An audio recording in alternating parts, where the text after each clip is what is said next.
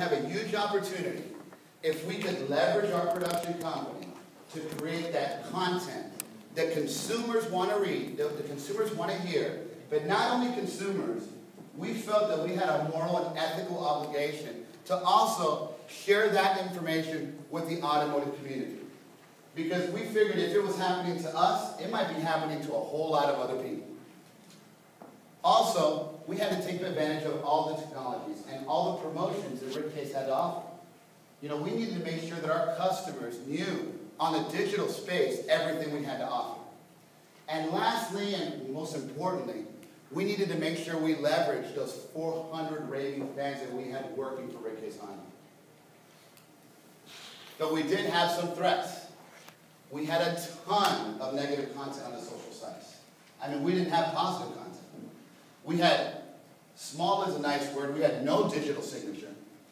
We had dated product, as Honda said, you know, our Accord wasn't knocking the doors on of anybody, and our Civic didn't do what we had hoped, and the CRV, we got it, but it wasn't really selling because there was a little thing called a tsunami that prevented inventory from happening.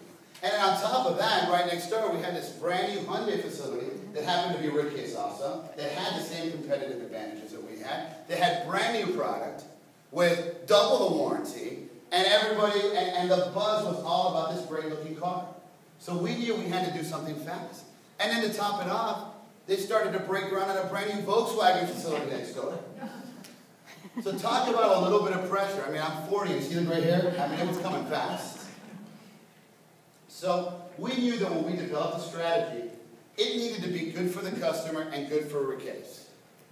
You know, the best deals are the ones that are win-wins. We wanted to make sure that there were no gimmicks. It had to be authentic. If we were going to offer to give away a car, we were going to give away a car.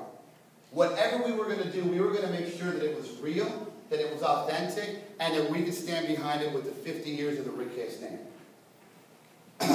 we had to make sure that we generated productive local interaction. We wanted our customers to start to communicate with us at an intimate level.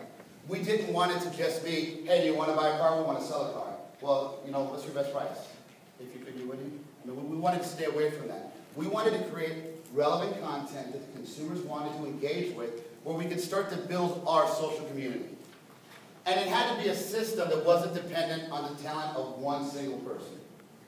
I heard a lot about having, like, you know, I don't know, champions in the dealership.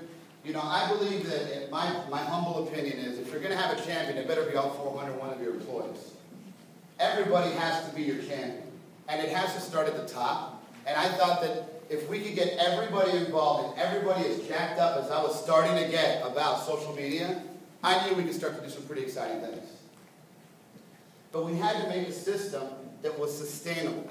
Not something that would be one and done, that we start to do it and then it starts to fade away, like everything else. I was talking to Paul last night, and he was saying, yeah, my GMs, they want to buy everything. You know, if it's $500 or less, they'll sign up right away. They'll use it for a month and then it's all done. Well, we wanted to make sure that whatever processes we put in place were going to be for the long run. And it had to be consistent with the culture at Rick Case Honda that we had started. We had created an integrated marketing approach, and we were not willing to sacrifice that on the digital space. So we started with our dealership. We had a lot to talk about. We had a great facility, and we wanted everybody to know what we had to offer. You know, the car wash was big. You know, the gas station. If you wanted to get married. You know, we had all these different things that we could promote on the social level. We wanted to make sure everybody knew. Then we went to our employees. We had over 400 of them, and we wanted to make sure that they were part of our social media, that they were raving fans for our store, and they believed in what we were doing. And that starts with educating. You can't just get that done. You kind of have to explain it to them. You have to earn the right for us as a dealer to go into their social circles. Because it's one thing for someone to be an employee, but it's another thing to be part of the social media family. We had to leverage our customers. We had plenty of them, and we had to start to reach out to them. We needed to make sure that we told every customer what was going on our campus every day to try to give them a reason to come and visit our store. And lastly, we encouraged everybody, our friends, our customers, everybody, to talk to all their friends and family to kind of reach out and let everybody know what we're here for and what we were trying to do.